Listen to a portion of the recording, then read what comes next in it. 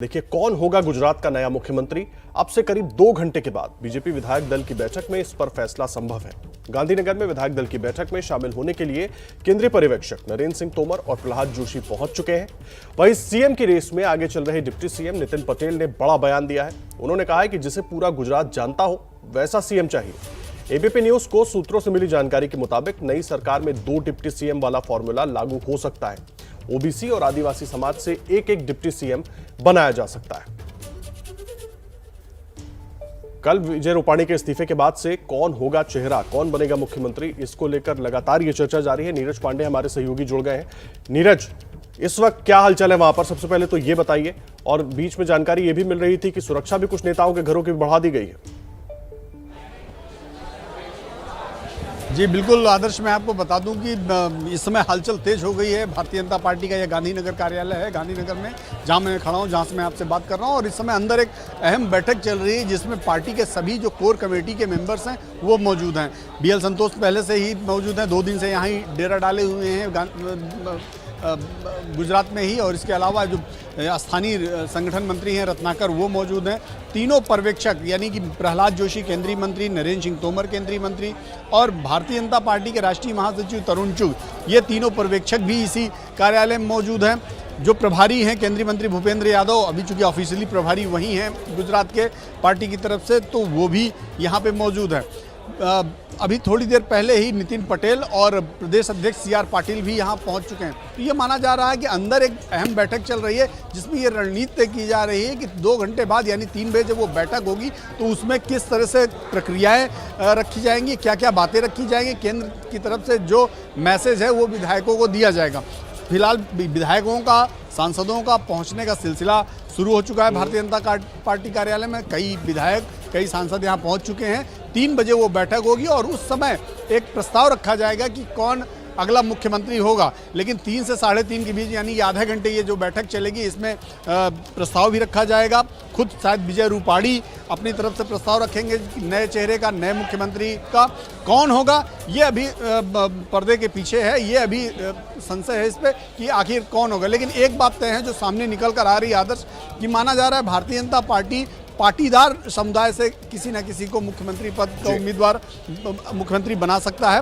और पाटीदारों में भी कई चेहरे हैं। एक प्रफुल्ल पटेल का नाम सबसे बड़ा माना जा रहा है। नितिन पटेल जो खुद सीनियर लीडर हैं और उप मुख्यमंत्री भी हैं राज्य सरकार में, वो हो सकते हैं। एक और भी नया फार्मूला जैसे आपने भी बताया कि 1 सीएम और 2 डिप्टी सीएम का हो सकता है, यानी कि पाटीदार से मुख्यमंत्री हो जाए और ट्राइबल एरिया से जो कि नॉर्थ बंगाल है वहाँ से एक डिप्टी सीएम हो जाए और दूसरा सौराष्ट्र से एक डिप्टी सीएम हो जाए। तो पूरे राज्य का सामाजिक समीकरण और क्षेत्रीय समीकरण को भी सेट किया जा सकता है। फिलहाल अभी सब कुछ अंधेरे में है, क्या कुछ होगा 3 बजे की बैठक में तय होगा और विधायक तय करेंगे। क्योंकि भारतीय जनता पार्टी के जिस भी नेता से हम बात करते हैं वो यही कहता है कि चूंकि बैठक का इंतजार करना होगा। लेकिन हलचल वहां पर बहुत तेज है नीरज, जहां पर आप मौजूद हैं और लगातार अपडेट आपसे लेते रहेंगे। आप बने रहिए हमारे साथ और नीरज से ये भी जानेंगे। लेकिन जिस तरह से मुख्यमंत्री को बदला गया उसको लेकर लगातार बीजेपी निशाने पर है विपक्षी नेताओं के। हमारे साथ हार्दिक पटेल जुड़ गए हैं, कांग्रेस नेता। सीधा उनका रुख करते हैं। बहुत स्वागत है हार्दिक आपका एबीपी न्यूज पर। सबसे पहले मैं जानना चाहूंगा, जिस तरह से सियासी हलचल चल रही है गुजरात में, आप लोग कैसी उम्मीदें देख रहे हैं कांग्रेस पार्टी के लिए भी?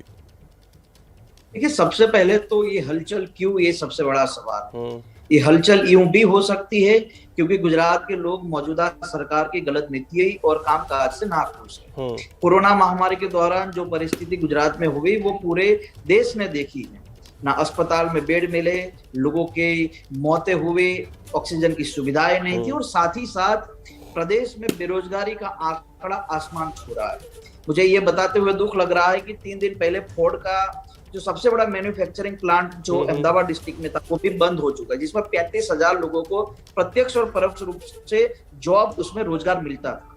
तो कहने की बात है कि इस मुख्यमंत्री के नेतृत्व में अगर चुनाव लड़ा जाता तो स्वाभाविक रूप से यहाँ पर भाजपा चुनाव हार जाती और इसीलिए मुख्यमंत्री बदला गया है ताकि लोगों के गुस्से को शांत किया जा सके। यही बात उत्तराखंड में हुई, यही बात कर्नाटक में भी हुई और मेरा यह बहुत स्पष्ट रूप से मानना है कि गुजरात के लोगों ने ये तय किया है कि जो लोग गांधी और सरदार के मूल्यों पर काम नहीं करेंगे ठीक उन है। लोगों को यहां से भगाया जाएगा। और मैं बहुत स्पष्ट रूप से यह मानता हूं कि भाजपा ने सिर्फ मुख्यमंत्री बदला है, लेकिन गांधी और सरदार की गुजरात की 6.5 करोड़ की जनता ने सरकार बदलने का मूड बनाया है। लेकिन एक सवाल, एक चीज मैं समझना चाहूंगा। आप कह रहे हैं कि बीजेपी ने मुख्यमंत्री बदला क्योंकि मुख्यमंत्री काम नहीं कर पा रहे थे। ठीक है, चलिए मैं आपकी बात मान लेता हूं। जो खबरें आ रही हैं कि बीजेपी ने जो अपना इंटरनल सर्वे किया था उसमें भी ये कहा गया कि भाई विजय रूपाणी के नेतृत्व में हम चुनाव नहीं जीत पाएंगे, लेकिन बीजेपी ने कम से कम हिम्मत तो दिखाई, सीएम तो बदला, चाहे यहां पर, चाहे उत्तराखंड में, चाहे कर्नाटक में। उधर आपके यहाँ छत्तीसगढ़ में तो सर 2 महीने से चल ही रहा है विवाद, आमने सामने है स्वास्थ्य मंत्री और मुख्यमंत्री, कौन बनेगा मुख्यमंत्री का खेल वहां ऐसा चल रहा है कि आपकी पार्टी मैनेज ही नहीं कर पा रही, फैसला ही नहीं कर पा रही।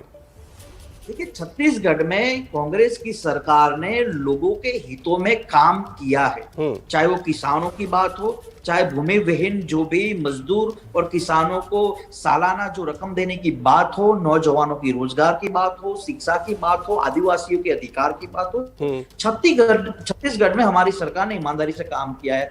अभी हमारी बात गुजरात को लेकर है, तो मेरा ये बहुत स्पष्ट रूप से मानना है कि गुजरात को लेकर एक बातचीत होनी चाहिए। पहली बात, गुजरात में 4.5 साल हो जाएंगे 2-3 महीने के बाद, जिसमें आने वाले अगले साल में चुनाव है।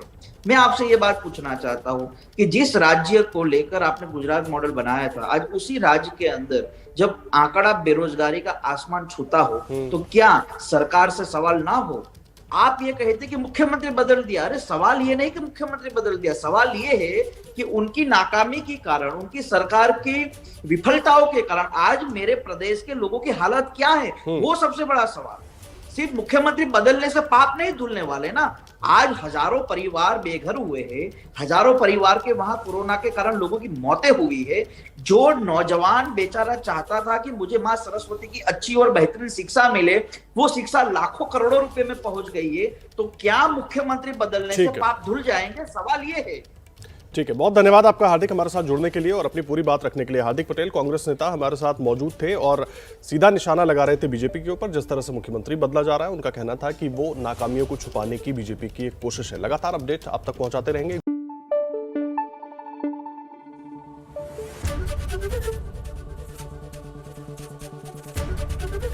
एबीपी न्यूज आपको रखे आगे।